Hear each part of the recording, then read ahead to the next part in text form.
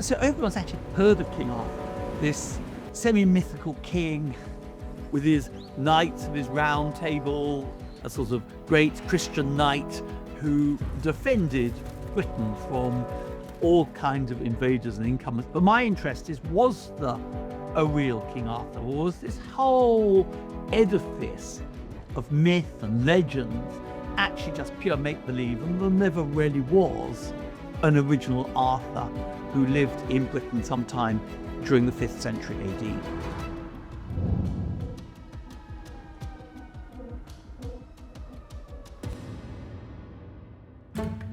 So why do you believe archaeology can help us understand the origins of the Camelot story? This period in the 5th century, often referred to as the Dark Ages, although we historians, archaeologists hate that term, there's a lot of really contradictory historical sources. In fact, there's, in the end of the day, very few historical sources which are vaguely contemporary. Most of the historical sources relate to a period 200, 300, 400 years later. One wonders, how reliable they are, how reliable those traditions have been handed on. So archaeology provides really the only contemporary evidence that we've got, which we can date through excavations, scientific methods like radiocarbon dates and so forth.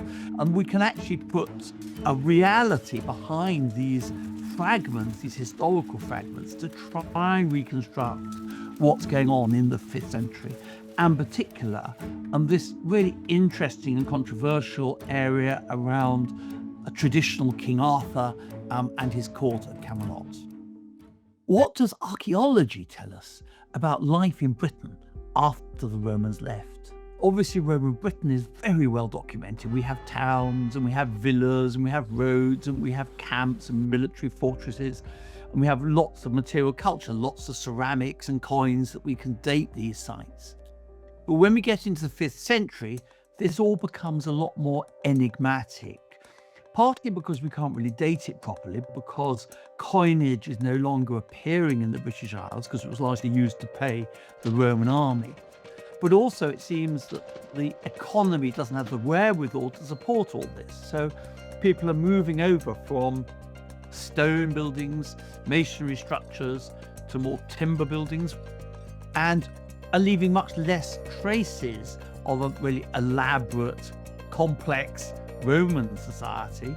And this post-Roman, or often referred to as sub-Roman period, is a lot more ephemeral for us to recognize. When you realize that the amphitheatre had been reused in the 5th century, why was that significant? One of the features of these Roman towns, like Cirencester, for example, is that they often had amphitheatres on their margins for games, gladiatorial combats, all sorts of gory activities often. And these amphitheatres would often seat many thousands of people, estimated about 8,000 people at Cirencester. What happens when effectively the Roman Empire slightly dissolves? What do people do with these spaces? Well, in the 1960s, people were investigating the Roman amphitheatre and actually found post holes that they believed were post-Roman in date. So what we did was, well, let's go and do a geophysical survey, not actually excavate the site, but use ground penetrating radar and magnetometry to see what's actually below the surface. Because the arena obviously would be empty because it would be used for Roman games. But if buildings and structures were then placed within the arena, then maybe that was evidence that when the amphitheatre went out of use as a place for games, it might have had a second life as some fortress or gathering place. Based on the evidence, how should we think about King Arthur as a historical figure? Historians, using these very fragmentary pieces of evidence and generally not relying on the archaeological evidence, have dismissed Arthur as a mythological figure, somebody made up in heroic poetry and ballads, somebody who is a subject to what's often called a pseudo-historical writing, sort of a hero in the past that didn't probably exist, or if he did, it was an amalgam of various different people. Well, I've always been very suspicious of this approach. Basically, there's no smoke without fire.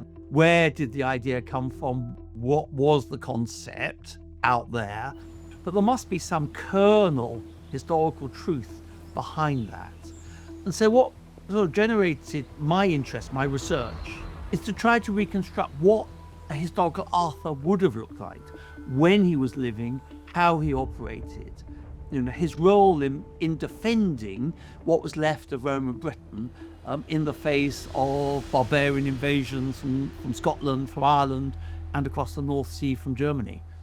To what extent do you think the legend of King Arthur and the Camelot stories are rooted in historical reality?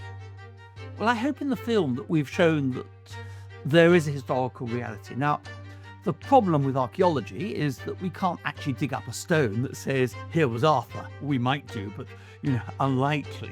To find that, as it were, there's absolute smoking gun that proves that Arthur was a real historical figure. But what we can do with archaeology, and which we show in the film, is we can place Arthur and the Camelot story within a very convincing archaeological and historical framework as to what was likely to be operating during the late 5th century in southwest Britain, in western Britain, around Cirencester, and how it's very plausible that an Arthur-like figure, an Arthur himself, could well have operated, and how it precisely fits with the new archaeological evidence that we're now beginning to recover.